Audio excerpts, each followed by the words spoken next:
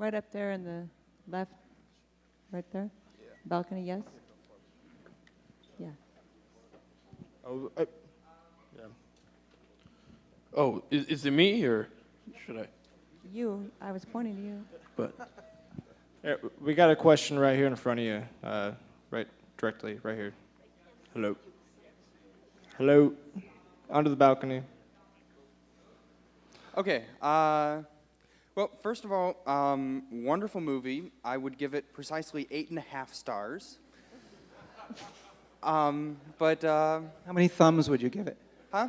How many thumbs would you give it? Oh, at least 2. That makes no sense. Anyway, so with all that, I guess a lot of these more independent films seem to be having a hard time being funded, and it's rather difficult these days to keep supporting them. The production of new ones and all that. But one thing that I've found quite interesting is a lot of like the really low budget independent films are finding all sorts of very creative new ways to get their projects funded. There's a film that was shown here last year, a very wonderful film by Nina Paley. It's called Sita Sings the Blues. She released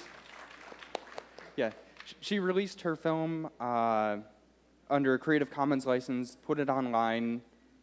That probably doesn't necessarily work for every business model, at least not yet, but she found a whole bunch of different unique ways to market her film and get her fans to support her.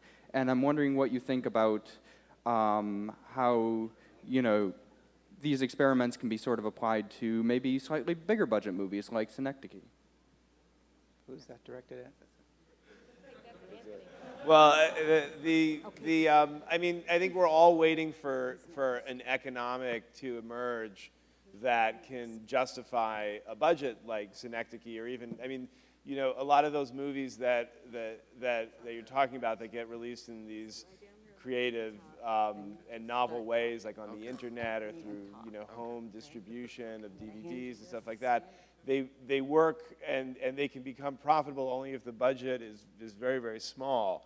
But I think it's probably somewhere out there is a distribution system that can work and can justify films of a bigger budget. Like the troublesome thing about making this movie is that you can't make it for a low budget. You can make it for as low a budget as we made it for, which was grueling and in certain ways was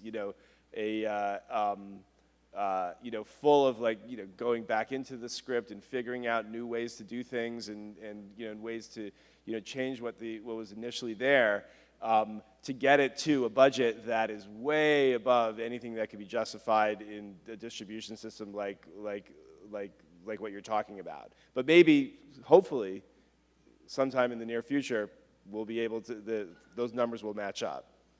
Okay, one last question, so make it a good one, and it's going to be this fella, right? Or you? Okay, you went for it. Yeah. Hello. Sorry. No.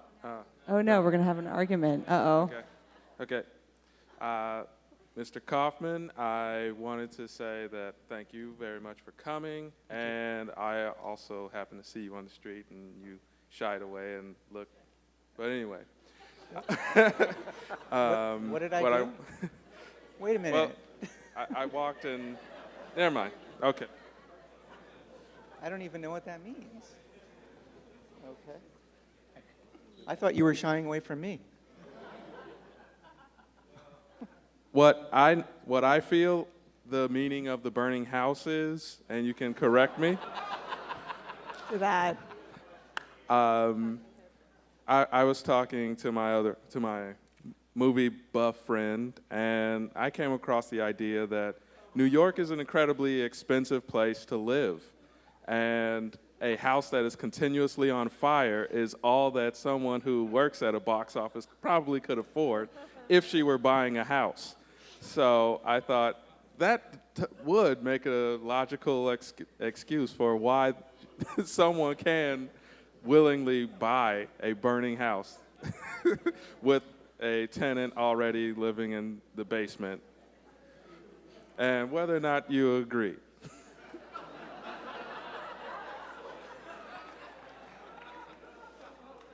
Well, yeah, I mean, I agreed.